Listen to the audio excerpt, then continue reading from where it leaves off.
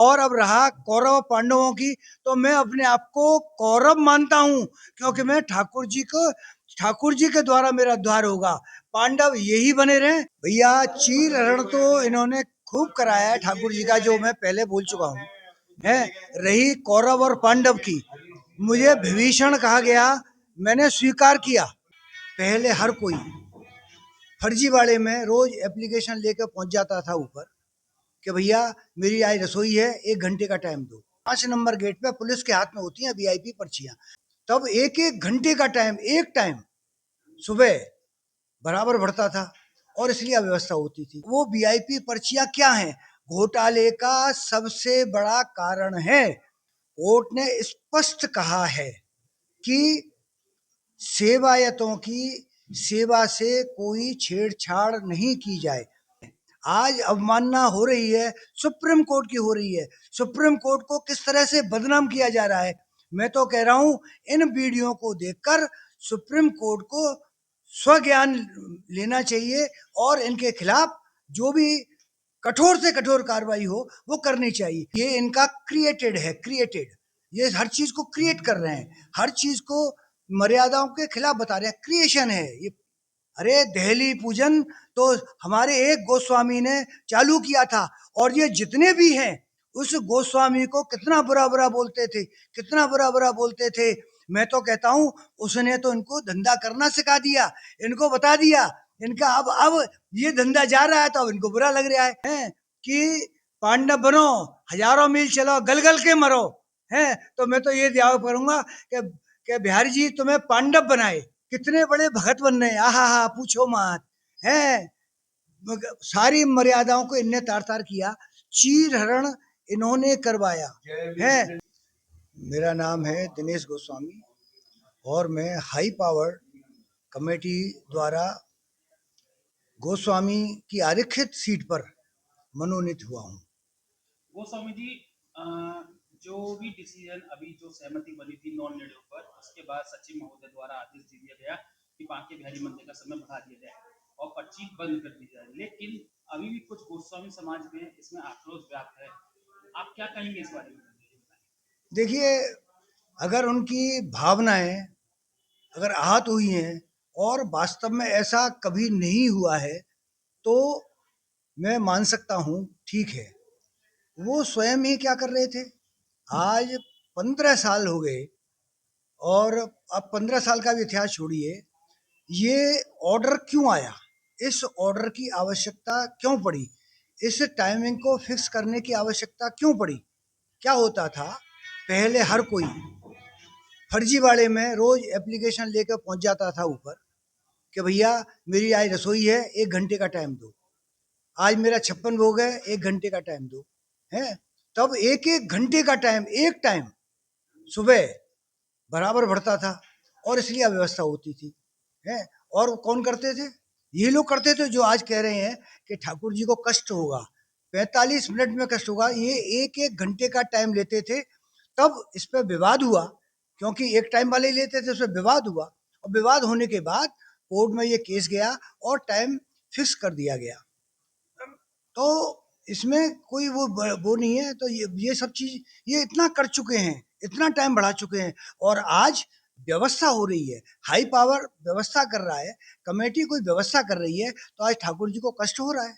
आपने कोर्ट की बात करी, कोर्ट ने व्यवस्था की है, लेकिन गोस्वामी जो अन्य गोस्वामी उनका ये कहना है कि कोर्ट ठाकुर की व्यवस्था चलाएगा, कोर्ट बताएगा कि भगवान कब दर्शन देंगे, कब सोएंगे।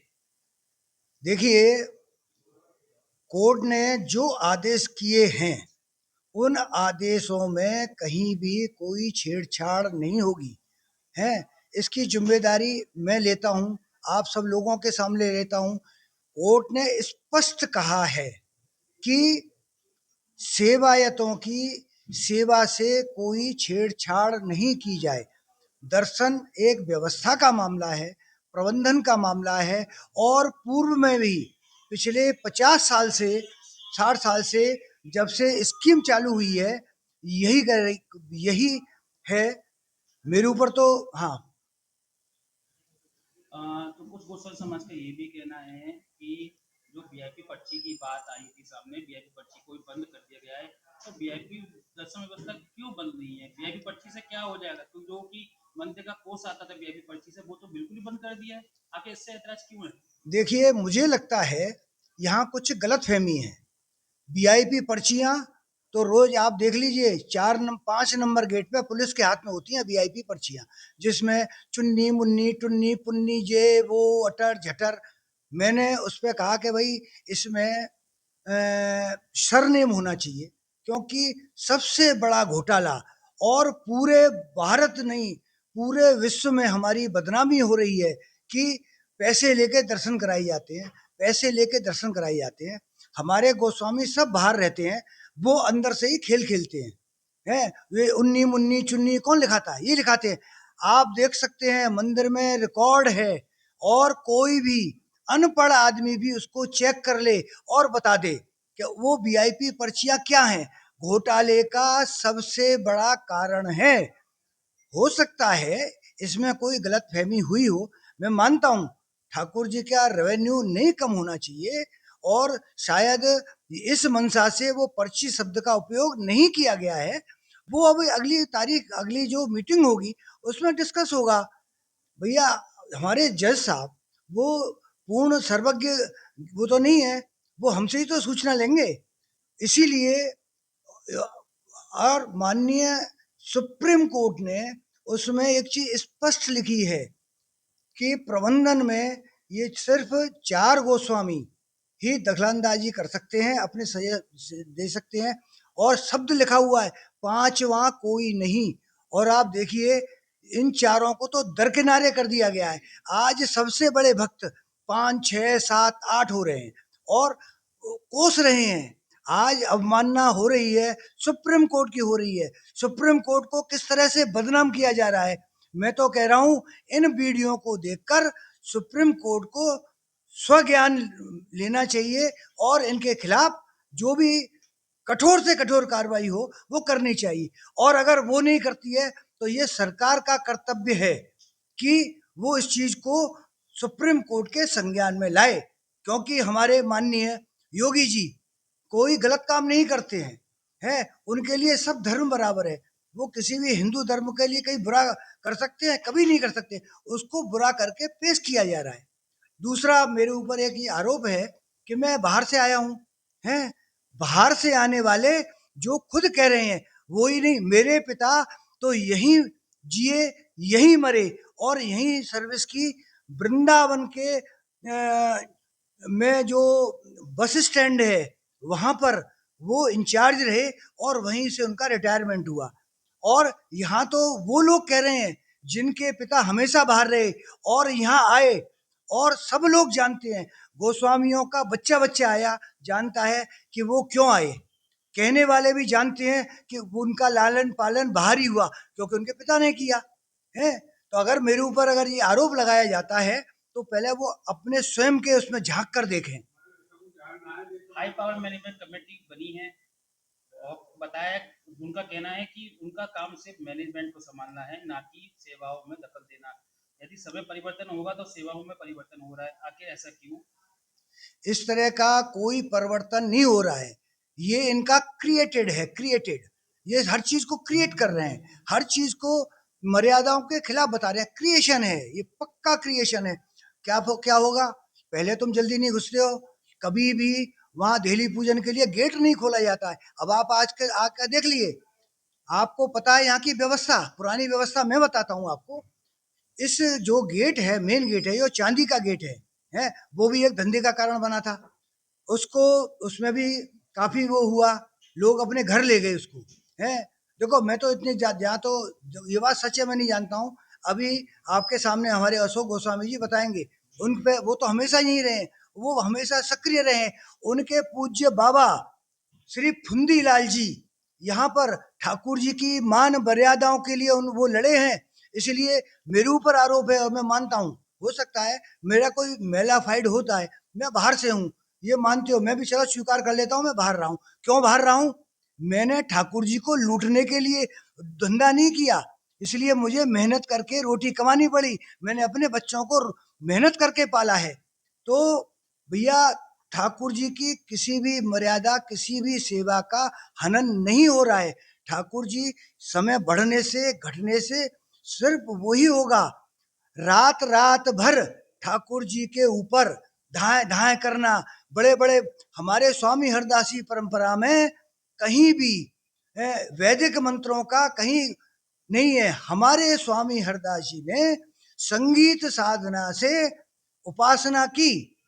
उन्होंने, उनकी कोई उपासना, कोई पद्धति संगीत के अलावा कुछ नहीं है। क्या ये कह सकते हैं, कहीं लिखा हुआ दिखा सकते हैं कि, और बात करते हैं देहली पूजन की। अरे देहली पूजन तो हमारे एक गोस्वामी ने चालू किया था, और ये जितने भी हैं उस गोस्वामी को कितना बुरा बुरा बोलते थे, कितना बुरा बुरा बोलते थे। मैं तो कहता हूं उसने तो इनको धंधा करना सिखा दिया, इनको बता दिया इनका अब ये धंधा जा रहा है तो अब इनको बुरा लग रहा है। देहली पूजन हमारे यहाँ कभी था ही नहीं। मैं और जवाब देता हूं, कहते हैं कि साहब हम सिर्फ एक महिला, मैं देखता था सिर्फ एक या दो महिला आती थी, और एक महिला का तो मुझे खूब अच्छी तरह ध्यान है, वो हमारे स्वर्गीय श्री चंद्र कृष्ण जी गोस्वामी की पत्नी थी। वो एक बाल्टी, माता जी वो एक बाल्टी लेकर आती थी, और मैंने कई बार देखा है वो देली को धोती थी और सतिया बनाती थी और चली जाती थी। तो मैंने देखा है ऐसा देहली पूजन मैंने तो कभी नहीं देखा। और इस देहली पूजन की जो हकीकत है वो मैं भक्तों को बताऊंगा। अभी तो मेरे पिटारे में बहुत, मैंने इनका कोई बुरा नहीं किया, मैंने इनका कोई धंधा नहीं मारा। अब ये इस तरह के आरोप लगा रहे हैं तो इनकी हर सेवाओं का वर्णन मैं करूंगा। आरोपों की बात चल रही है, वर्णन की बात चल रही है। एक आरोप और है जो कमेटी के 4 गोस्वामी हैं कि इन पर ये चाहते तो कुछ और है, हो कुछ रहा है, क्योंकि इन पर सरकारी दबाव है। ये अभी बात नहीं रख पा रहे गोस्वामी समाज की, क्या ऐसा है? भैया बिल्कुल नहीं है। हमारे माननीय अध्यक्ष जी जब बैठते हैं ना, वो एज ए अध्यक्ष नहीं बैठते हैं। मैंने जो महसूस किया है, और मैं आपको बता रहा हूं, मैं कोई उनकी तारीफ नहीं कर रहा हूं, मैंने जो देखा है, मैंने जो महसूस किया है, और मेरी रिकॉर्डिंग भी वहां मौजूद है, वो भी आप सुन सकते हैं। हमारे जब माननीय अध्यक्ष जी बैठते हैं, वो अध्यक्ष की हैसियत नहीं, एज ए जज, हाई कोर्ट के जज की हैसियत से बैठते हैं। वो सबकी सुनते हैं जैसे वकीलों की सुनते थे वो अदालत में, वो सबकी सुनते हैं, पर वो सब क्या निष्कर्ष निकाल के और वो आदेश करते हैं। तो ये कोई आवाज दबाना नहीं है। तो आप तो कहेंगे साहब ये जज तो बहुत ही बेईमान है कोर्ट में, वो हमारी, हमने वकीलों ने इतनी सारी बातें कही और इसने हमारी नहीं मानी और दूसरे की मानी।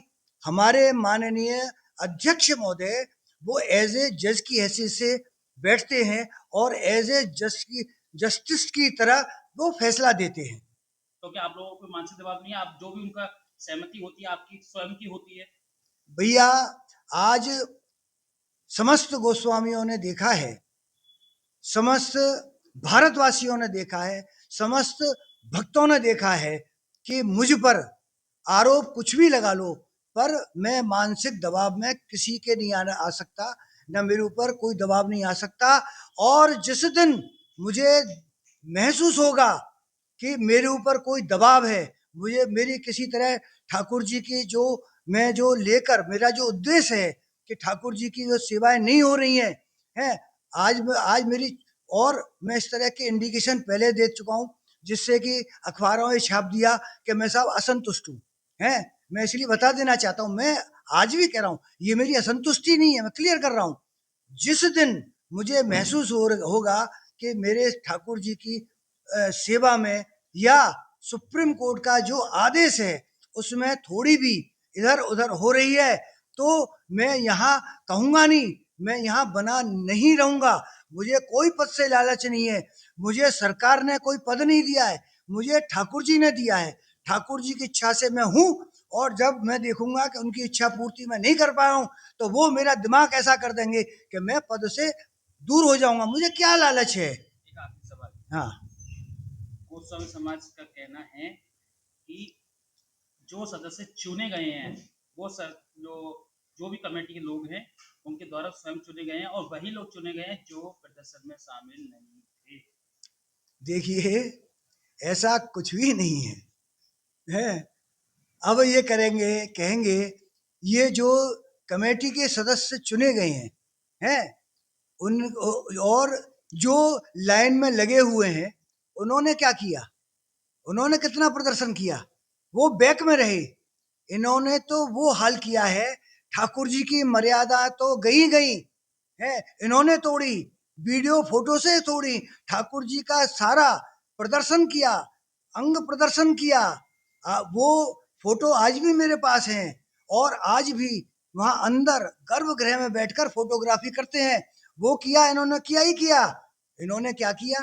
कानून से बचने के, देखो कानून से बचने का सब उपाय जानते हैं, इन्होंने आगे कौन कर दिया? हमारे मंदिर के संविधान में हमारे पूर्वजों ने हमारे उस किसी भी उसमें महिलाओं को कोई अधिकार नहीं दिए हैं। इन्होंने क्या किया?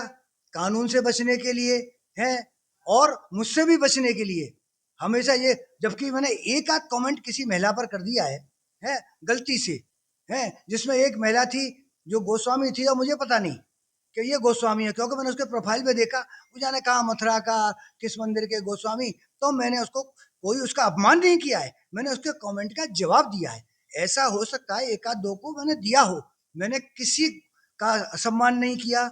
मैंने तो जब इनसे महिलाओं से कोई मिलने नहीं आया है, तो ये क्या हमारा असम्मान है? ये हमारा सम्मान है? असम्मान हुआ है हमारी महिलाओं का, हमारा असम्मान इन लोगों ने कराया है।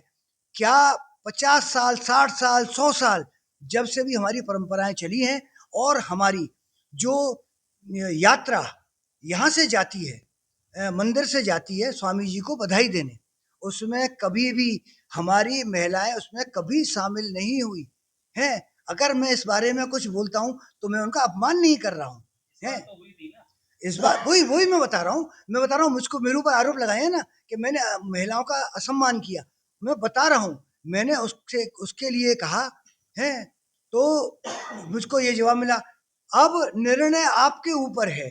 मैं आप सभी दर्शकों को और आप जो मेरा इंटरव्यू ले रहे हैं उनको मैं बताना चाहता हूँ कि हर चीज का एनालाइज करिए कि मैं कहाँ गलत हूँ, मैं कहाँ ठाकुर जी का अपमान करा रहा हूँ, मैं कितने समिति के मानसिक दबाव में हूँ। और ये रही ना कि इनको चुना गया है उनको चुना गया है कि जो आंदोलन में चालू हुए थे, उसका जवाब मैंने दे दिया। आप वीडियो देख लीजिए, ये कितने लोग शामिल हुए? कोई नहीं। कुछ आए या उसको पकड़ लाए, राय का पकड़ लाए, कांग्रेस अध्यक्ष को पकड़ लाए, और तो और देखिए, मतलब कितने शर्म की बात है, वो आदमी जिसने हमारे राजपूत वीरों का अपमान किया, उसके सामने हमारे घर की महिला हाथ जोड़कर खड़ी हुई है। वो कौन सा है? वो रामजी लाल जी सुमन, इतने श्रद्धे, मतलब सापा के कितने श्रद्धे हैं और राजपूत समाज के वो कितने बड़े अपराधी हैं, उनके सामने मेरे हमारे घर की महिलाएं हाथ जोड़कर खड़े हुए, मैं शर्म से तार तार हो गया है। मेरे पास वो फोटो है, मैं दिखा सकता हूँ। तो कुल मिला के ये है कि आप भी को माँ के बिहारी की सेवाएं हैं, समय जो बढ़ा गया है वो सही है। एकदम सही है। क्यों सही है? आज जो भी काम हो रहे हैं, तुमने आज के परिप्रेक्ष्य में आज अपने धंधे को देखते हुए दहली पूजन चालू कर दिया। जब दहली पूजन का बहुत विस्तार हुआ तो रात को 2-2, 3-3 बजे चालू हो गया है, और दोपहर में भी बस आरती हुई नहीं और दहली पूजन चालू। ये दहली पूजन कहाँ से आ गया?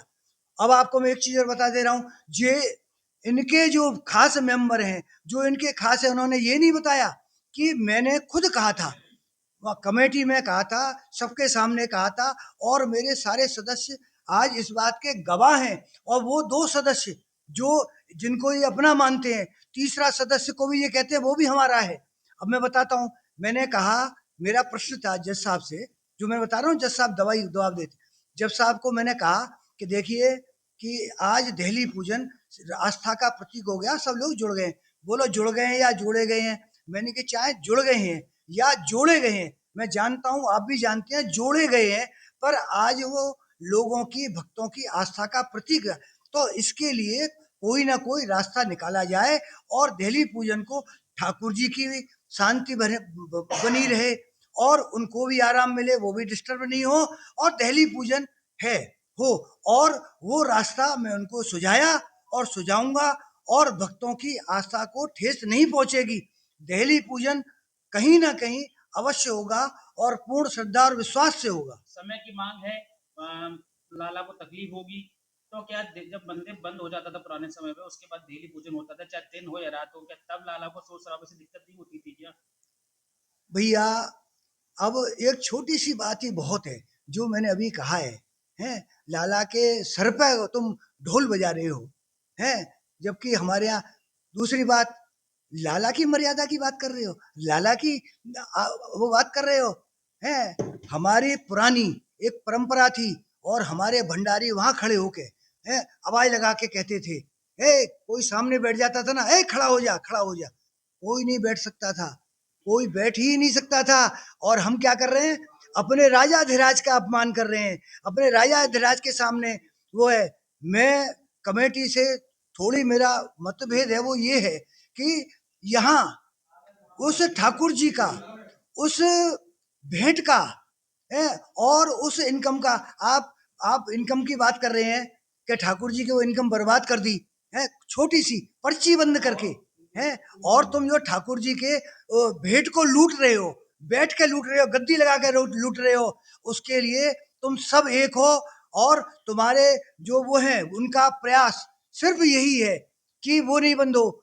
मैं कहता हूं कि जो हमारे 1939 का जो प्रोसीजर है उसमें जो भेंट और नौछावर है उसको लागू करेगा। उसके लिए चाहे मुझे समिति से लड़ना पड़े, मुझे आवाज उठानी पड़े, मैं आवाज उठाऊंगा, और ठाकुर जी के सामने किसी को नहीं बैठने दूंगा। अगर कोई भी, चाहे ये कमेटी हो, चाहे वो कमेटी हो, चाहे वो न्यास हो, चाहे वो सरकार हो, अगर इनको ठाकुर जी का अपमान करने से नहीं रोकेगी तो मेरा यहाँ बना रहना ये मेरा मतभेद नहीं है। मैं अपनी आवाज उठा रहा हूँ, और ये मैं आवाज अपनी उठाता रहूंगा। ये मेरा कोई मतभेद नहीं है, ये मेरा एक ध्येय है, मैं बता रहा हूँ। मेरा कमेटी से कोई मतभेद नहीं है।